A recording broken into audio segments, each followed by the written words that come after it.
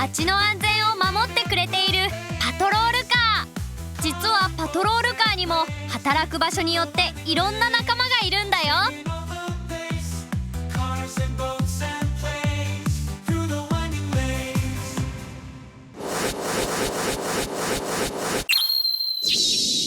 り物ワン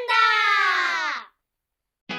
ハロー、僕はポポ、よろしくね。今日紹介するのはパトロールカーだよ。埼玉スタジアムに来ちゃった。ここに来ればいろんなパトロールカーが見られるって聞いたんだけど。あそこだ。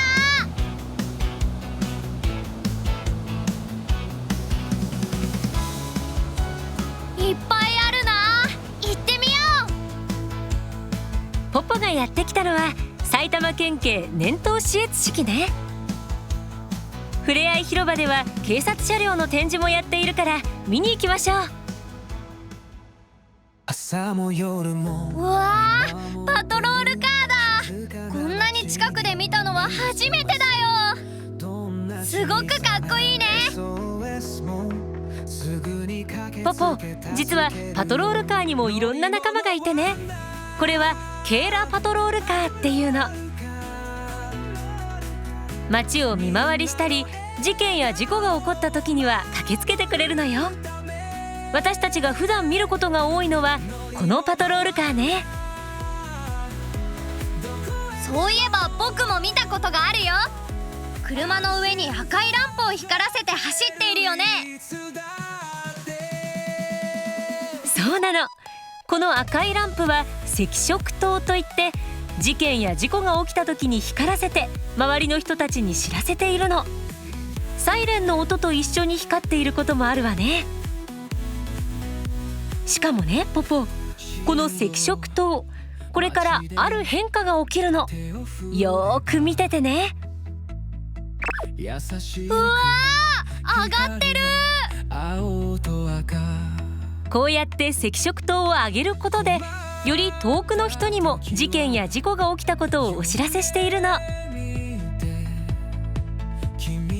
これなら遠くからでも見えやすいね。ポポ、ケーラパトロールカーの車内がどうなっているか知りたくない？今日は特別に乗せてもらえるみたいよ。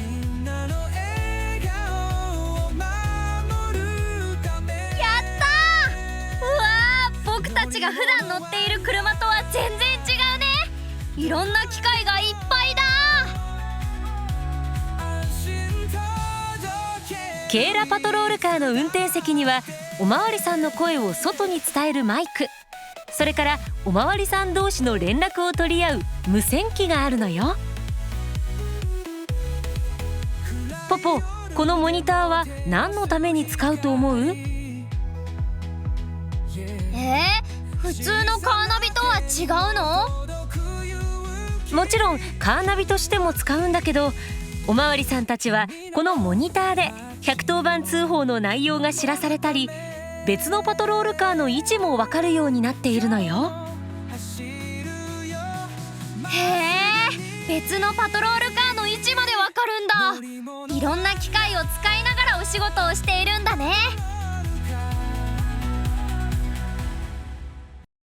そうそう、ポポ、これを見て。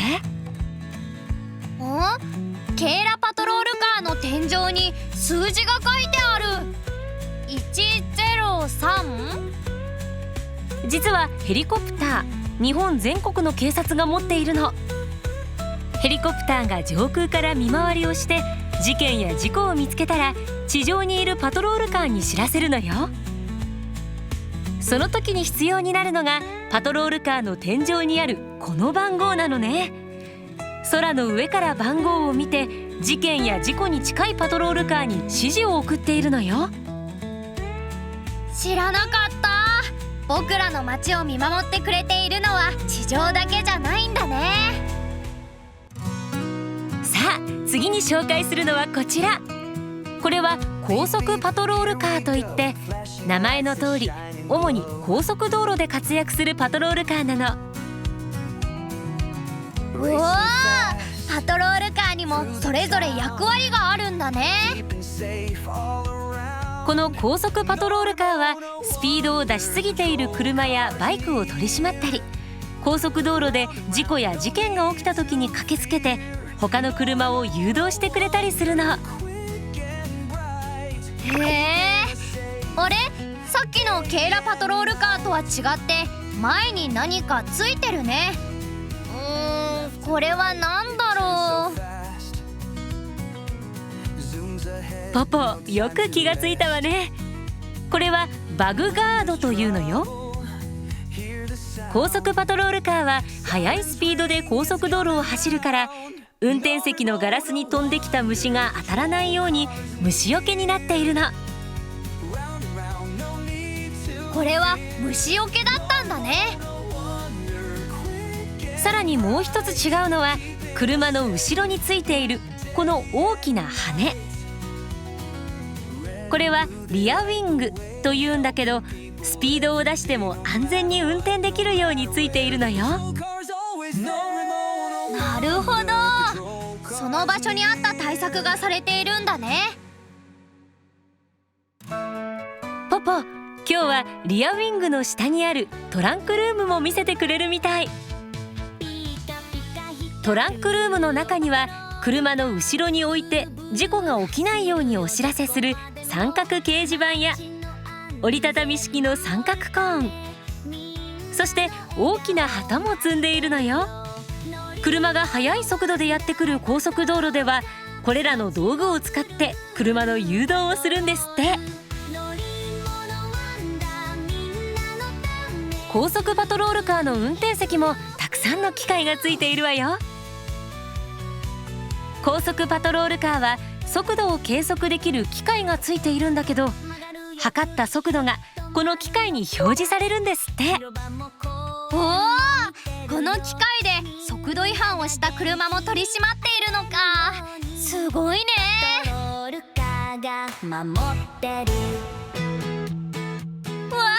っこいい。これは白バイだね。そうよ、細い道路でも小回りが利くのが特徴ね。白バイは専門の訓練を受けた白バイ隊員さんしか乗れない特別な車両なのよ。素早くだけど安全に走れるようにいつも特別な訓練をしているの。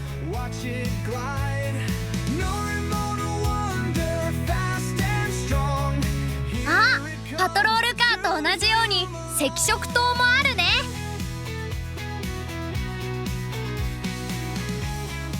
だけど車と違ってたくさんの機械は乗せられないよね。仲間と連絡を取ったりお仕事をするための道具はどうするんだろう。ポポ、心配いらないわ。白バイの前の方にはスピードを計測して表示するメーター、後ろには無線機があるのよ。他にもバイクのハンドル部分にたくさんの機械がついているの。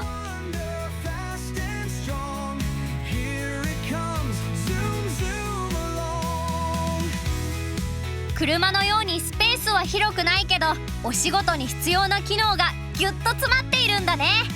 やっぱりかっこいいな。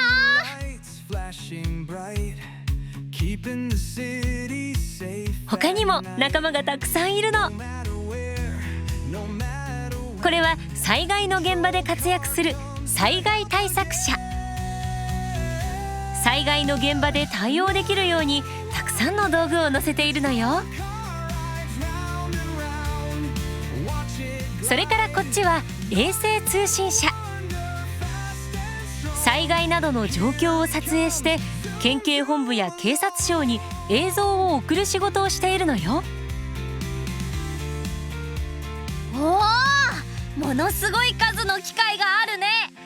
衛星通信車のおかげで災害などの現場がどのような状況かわかるんだね。実は僕これを楽しみにしていたんだ。ねえ見て見て、式典が始まったよ。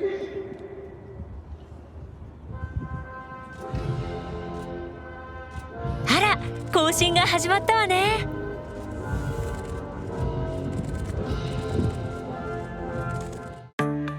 ポポ、先頭を走るのはサイドカーよ。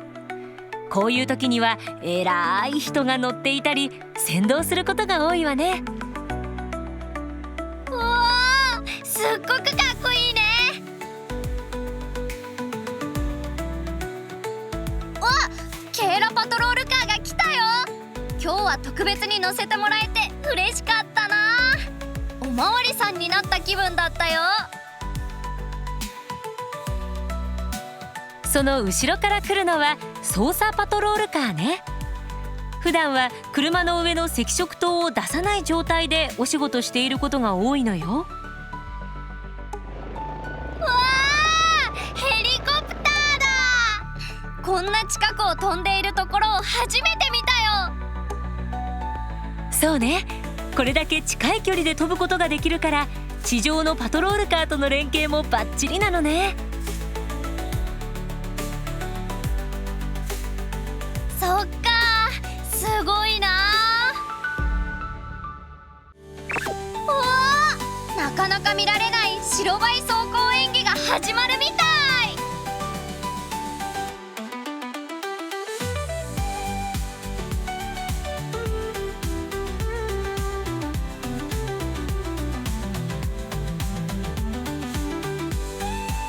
かっこいいね。今日は白バイ走行演技が見られて楽しかった。ポポ、パトロールカーとその仲間たちのこと分かったかしら？パトロールカーやおまわりさんたちが僕たちの街を見守ってくれているのがよく分かったよ。今日の乗り物ワンダーはパトロールカーでした。それじゃあみんなバイバイ。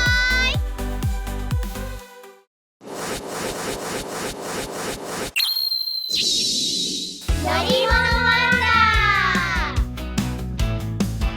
ー。乗り物大好きなみんなはチャンネル登録してね。ハロー、僕の名前はポポ。よろしくね。今日の乗り物ワンダーは高速道路を守る車だよ。ふんふんふん。あら、ご機嫌ね。ポポ、どうしたの？今日は高速道路を守る車を見に行くんだ。そうなのね。じゃあまず最初に見るべき車を紹介するわね。なになに？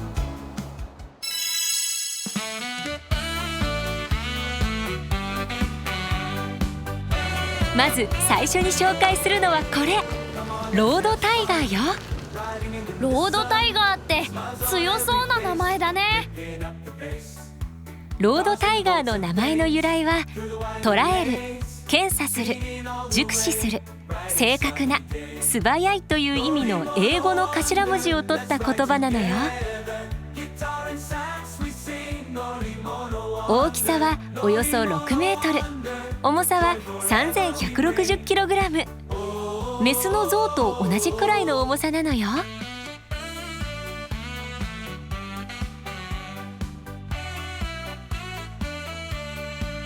ロードタイガーってどんな仕事をするの？ポポ、ロードタイガーは高速道路の路面が傷んでないかを細かくチェックしてくれる乗り物なの。高速道路の路面はよく見るとひび割れしたり段差ができていたりするのよ。ほんとだ、デコボコのところもある。ポポ、ロードタイガーの後ろの部分を見て。ここに 3D ステレオカメラがついていて、走りながら道路の状態をチェックしていくのよ。うわー、青いラインが出て走ってる。この青い LED ライトを道路に照射させてカメラで道路の状態を撮影しているんだって。だから高速道路を走りながら路面の状態を細かく知ることができるのよ。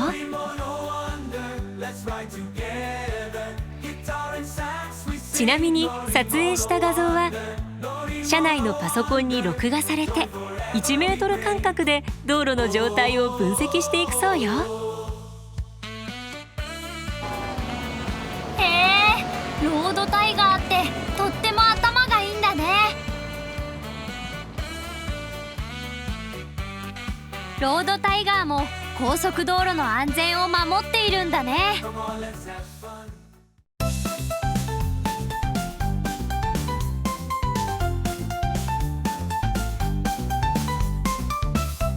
さあポポ、次は水噴霧測定車よ。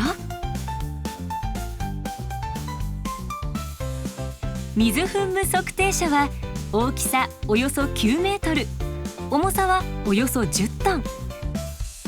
象2頭と同じくらいの重さなのよ。変わった形をした車だね。どんな仕事をするの？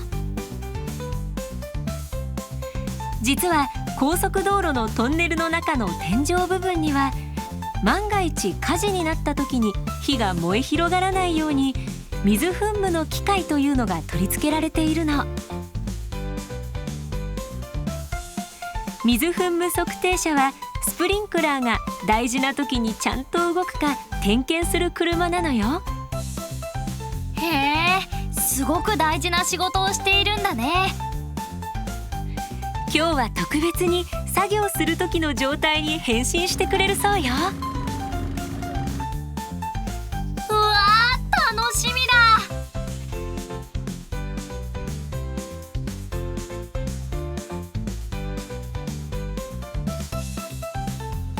すごい、こんな形になるんだね。ちなみにこのバケットと呼ばれる部分でスプリンクラーから出た水を受け止めて水の量を測定するのよ。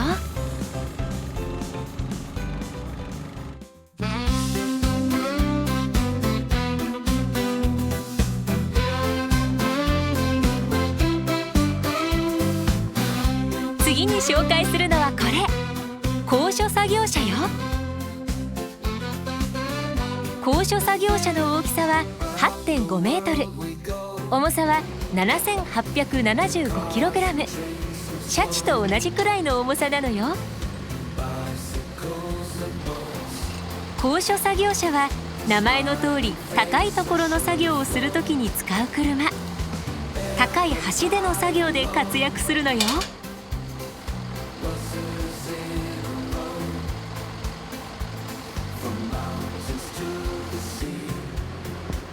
うわー、高くまで上がってる。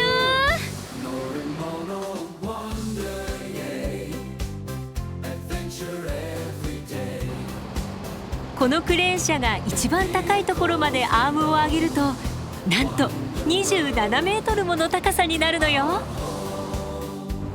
うわー、すごい高い。こんなにも高く上がるんだね。遠くまでよく見えるね。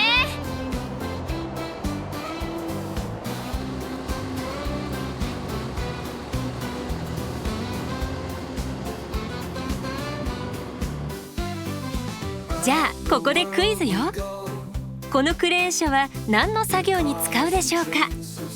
みんなも10秒考えてみてね。なんだろう。A かな。 C の標識の点検かな。何かな。わかったかな。正解は B の橋の点検でした。これは橋梁点検車といって、人が入れない橋の下などにクレーンを伸ばすことができて、橋の状態を点検するための頼もしいクレーン車なのよ。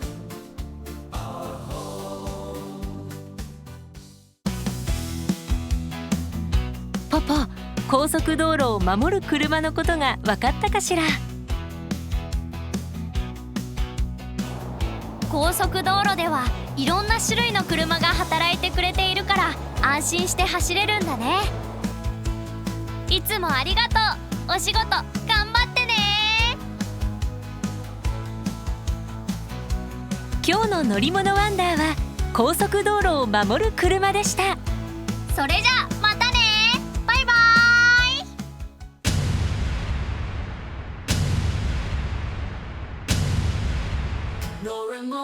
イ。事故や災害などさまざまな現場で活躍する救助工作者。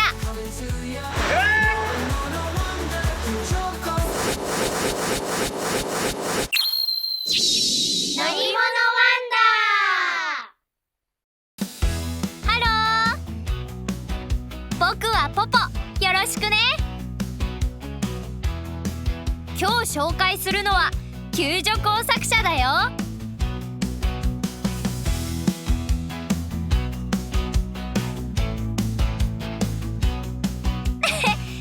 消防署にまた来ちゃった。消防車は近くで見てもやっぱりかっこいいな。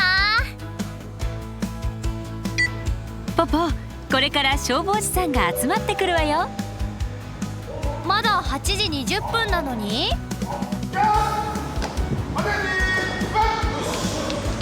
あ、消防士さんが集まってきたよ。消防士さんはいつ火事になるかわからないから夜も寝ないで働いているの。そして朝になったら次の消防士さんと交代するのよ。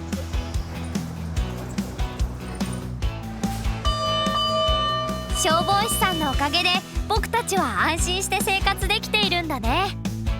ポポ、この前はポンプ車とはしご車に乗せてもらったでしょ。うん、2台が協力して消火活動してかっこよかったな。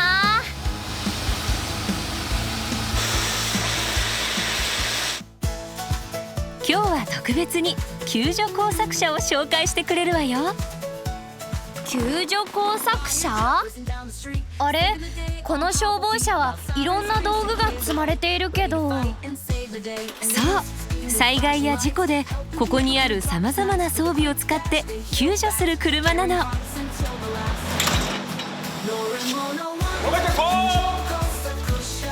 あれ、消防士さんが着替え始めたよ。これから訓練が始まるから着替えているのよ。せっかくだからポポもついていって見せてもらいましょう。よーし、ついていって見せてもらおう。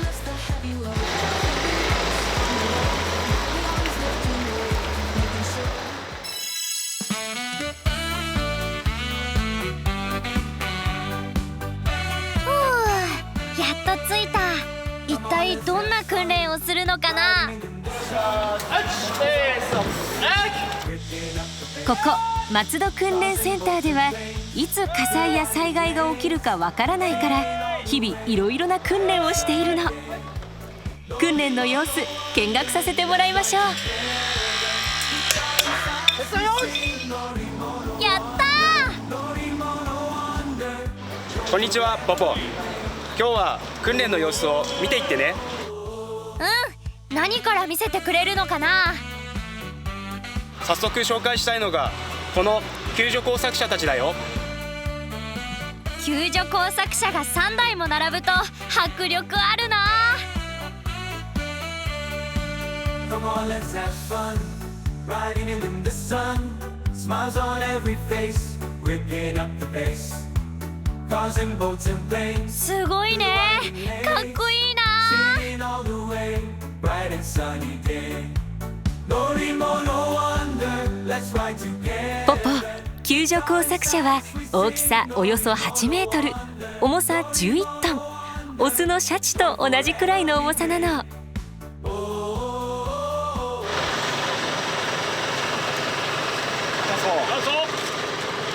まずはこれ、スプレッダーという機材で交通事故などで壊れた車の扉をこじ開けたり壊したりすることで中に閉じ込められた人を助けるの。うぎゃー、すごい力だ。すごいや。このスプレッダーの挟む力はおよそ14トンもあるんだって。へえ、すごいや。よし、手準備、手準備。よし。大きな扇風機が出てきたぞ。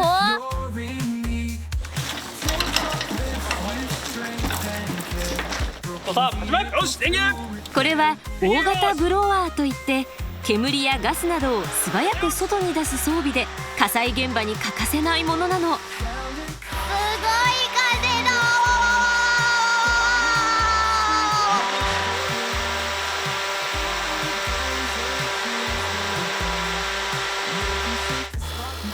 うわー、今度はなんだ？車の上からなんか出てきた。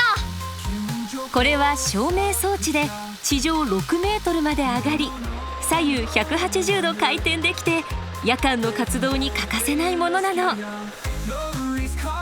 いろんな装備があるんだな。今度は救助工作車の後ろにあるクレーンが作業するわよ。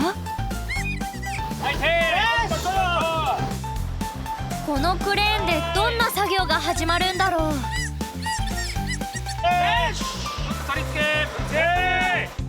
これは救助工作車の後ろについているクレーンを使って事故を起こした車などの重量物を持ち上げる訓練なの。すごいや、軽々と車を持ち上げるなんて。最後は車などの重量物を牽引する訓練よ。救助工作車の前方には物を引っ張るワイヤーが装備されていて、事故車両などの重いものを引っ張ることができるの。う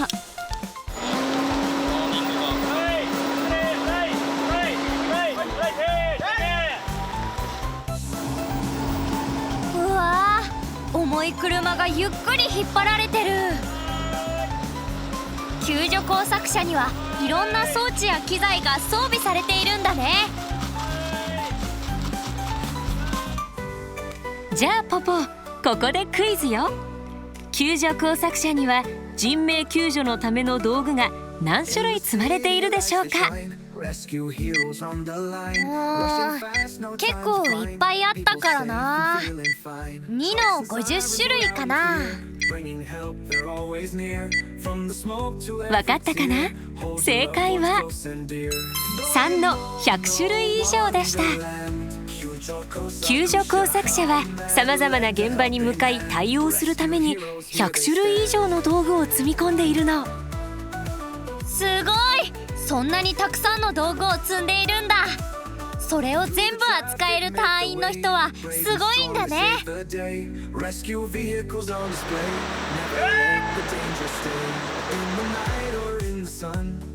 今日はそんな隊員さんたちの訓練も見せてくれるそうよ。やったー！お願いします。まず最初は障害突破訓練といって、災害現場のさまざまな障害を想定した訓練だそうよ。うやー、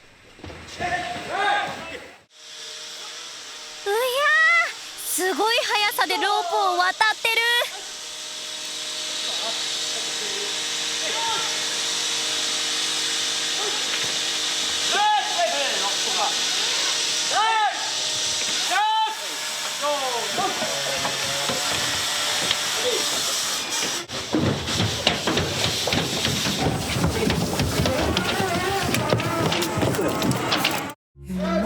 続いても災害現場などを想定したロープを使って降下する訓練よ。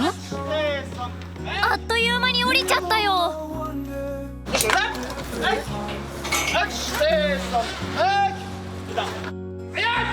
おお、今度はロープの上を落ちずに進んでるよ。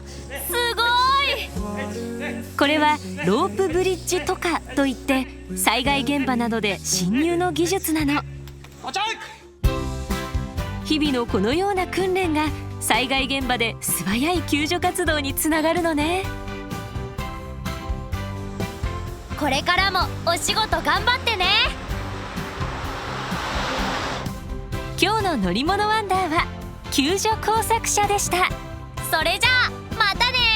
バイバイ。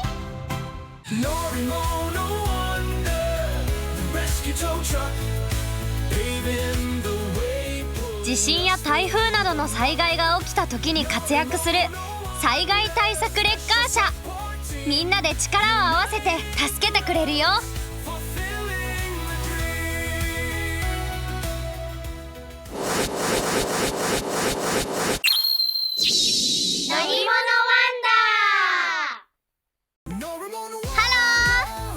僕はポポ、よろしくね。今日紹介するのは災害対策レッカー車だよ。また JAF に来ちゃった。今日は災害対策に出動する車に会えるって聞いたけど、どんな車なんだろう。ポポ、ここは JAF の小田原基地よ。レッカー車がたくさん止まっているね。レッカー車のことはよく知っているけど、災害対策に出動する車はどれだろう。こんにちはポポ、よく来てくれたね。災害対策に出動する車はどれですか？はい、災害対策車はこっちだよ。これ普通のレッカー車とどこが違うんですか？そうだね、普通のレッカー車と違っていろんな装備がついてるんだよ。そうなのポポ、地震や台風などの災害が起きた時に警察や自治体と力を合わせて道路を塞ぐ車両などを取り除くのが災害対策レッカー車の役目なの。早く道路を通行させて災害地の復旧に活躍しているのよ。災害対策レッカー車はすごい車なんだね。普通のレッカー車と違うところはどこなんですか？はい、普通のレッカー車と違ってウインチが2つついている車です。でもウインチの先の色が違うのはなぜ？ウインチの左右の色が違うのは右と左を間違わないようにしてあるためよ。でもなぜウインチが2つもついているんですか？はい、横倒しになった車をこの2つのウインチを使って起こします。ポポ、今日は事故を起こした車を引き上げる訓練を見せてくれるわよ。やったー！右後ろ見たことよし。うわー、車が持ち上がった。車両離れて安全確認完了したら、下の車両を引き出します。車両止め設置よし、了解。よし。ありがとうございます。はい。了解。車両の下には絶対に入らないので注意して、ブレーキ確認もしてから動かすこと。了解。ブ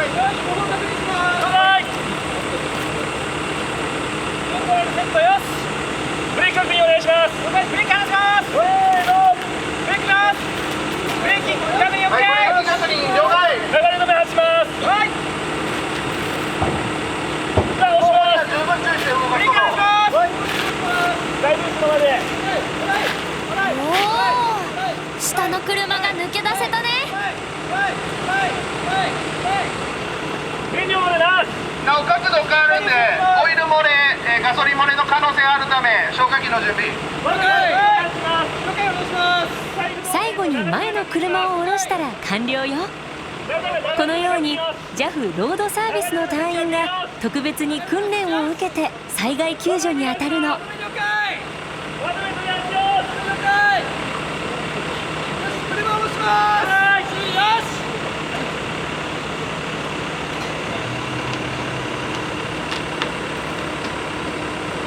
はい、オイル漏れ、ガソリン漏れはないか。オイル漏れ、燃料漏れ、なし。はい、ないことよ、確認了解。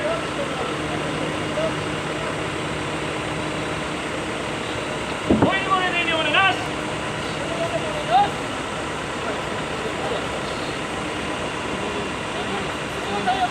設置確認。無事車が元に戻ったね。災害対策レッカー車はすごいね。サイドブレーキ確認よし。災害対策レッカー車は他にも重要な装備を積んでいて、消火器や救護のための機材も備えているのよ。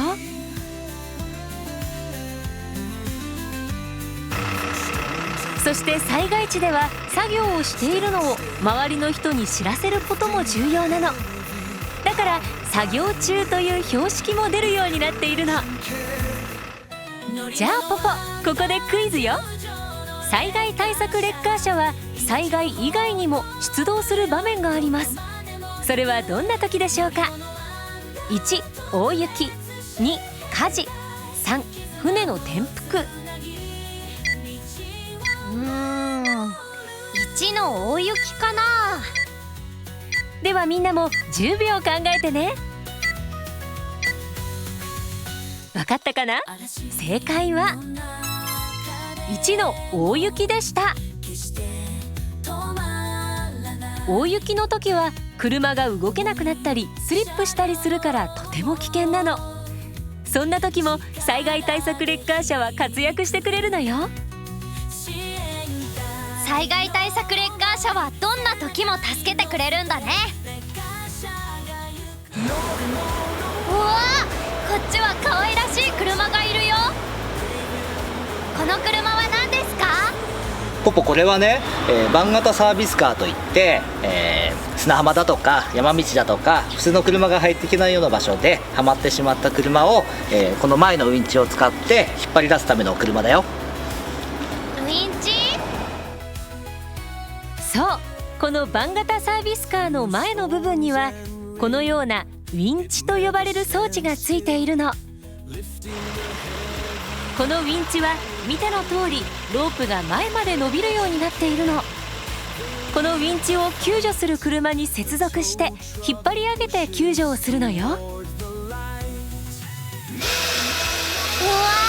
ロープが巻き取られてい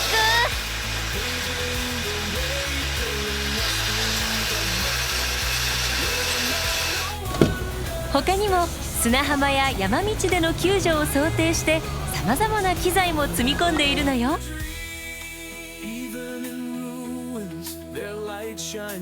このバン型サービスカーはミニカーみたいで可愛らしいね。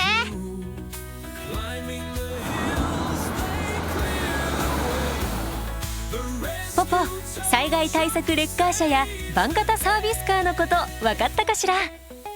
災害時や緊急時に活躍してくれる頼もしい味方だね。今日の乗り物ワンダーは災害対策レッカー車でした。それじゃあまたね。